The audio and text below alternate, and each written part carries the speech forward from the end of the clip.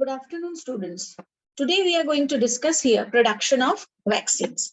See, in your syllabus, you are supposed to study production of conventional vaccines, also recombinant vaccines, edible vaccines, and DNA vaccines.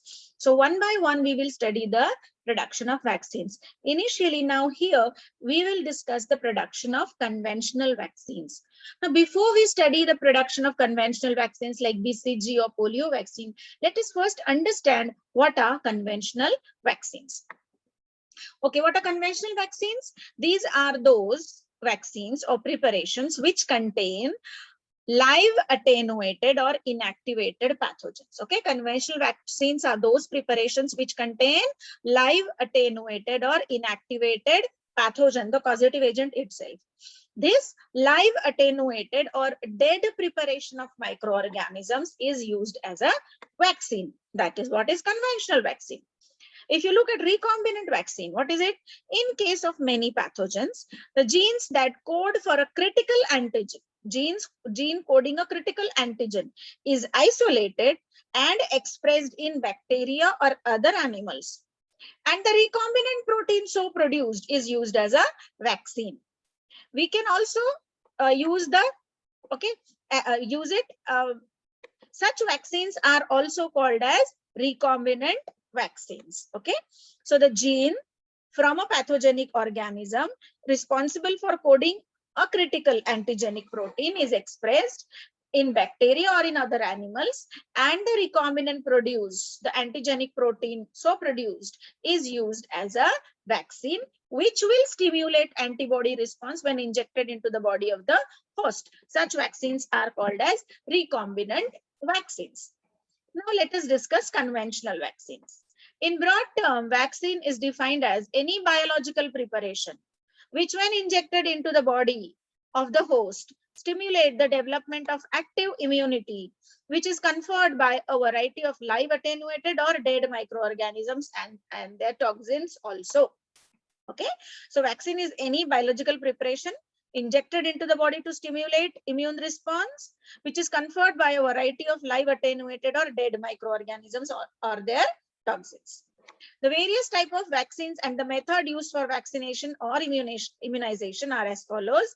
First type of conventional vaccines are live attenuated vaccines. For example, BCG, yellow fever vaccine, polio vaccine, measles, rubella vaccine, etc. are the examples of live attenuated vaccines. And how the organism causing the disease is attenuated. Attenuation is achieved by a variety of methods. Many successive passage of the pathogen in the same animal or tissue culture to reduce the virulence of the pathogen. For example, BCG, smallpox, etc. Here, the pathogenic organism is passed through several, you can say several times it is re-inoculated in the same animal or tissue culture, successive passages. It reduces their virulence. How can you attenuate the organism? Like another method is selection of mutants of low virulence, like Sabin polio vaccine, or treatment of pathogens with unfavorable agents, which will inactivate the pathogenic organism. Cultivation of pathogen under unfavorable condition. Okay, so attenuation can be done in variety of ways, where we destroy the virulence of the organism or decrease the virulence of the organism that it cannot cause any disease. Now, second type of vaccines are killed vaccines. Here, the organism, the causative agent present in the vaccine is in killed form. For example, bacterial killed vaccine like TB vaccine, cholera vaccine, viral killed vaccine like Salk polio vaccine, rabies, mumps vaccine, etc. For preparing killed vaccine, the organism are killed either by heating them at a very high temperature or by using chemicals like formalin, phenol, alcohol, etc. or inactivation by radiation, etc. Now, the third type which can be used as vaccine are toxoids. Toxoids are actually bacterial products, that is exotoxins, that are treated with formalin to destroy their toxicity but retain their antigenicity or immunogenicity. That means toxoids are actually toxic proteins that are secreted by the microorganisms. Okay, so these toxic proteins generally are exotoxin in nature because they are released outside the organism. These exotoxins are actually treated with chemicals like formalin to destroy their toxicity, but they retain their antigenicity. So such treated exotoxins where the toxicity is destroyed but antigenicity is retained are called as toxoids, and they can also be used to develop immune response. For example, tetanus toxoid, TT, which we call it, or diphtheria toxoid. Okay. Now the next category is immunizing sera, which we call as anti-sera. Okay, as the term implies, or as the name suggests, an immunizing sera is actually the blood serum of a person or an animal which contain the antibodies against a particular antigen. Okay, so anti-serum or immunizing sera are actually the blood serum of a person or an animal containing the ready-made antibodies. In many cases, the specific antibody may be antitoxin. Now, how immunizing sera are obtained? They are obtained by drawing blood from the person who has just recovered from the disease, which we call as convalescent sera, or the serum is injected into the animal like horse, and after active immunity has been established in the animal, its blood is withdrawn. The RBCs and all are removed from the serum, the corpuscles are removed, and then the serum is standardized to a required strength of antitoxin, and then it is dispensed into small vials or ampules or as immunizing sera or anti-sera.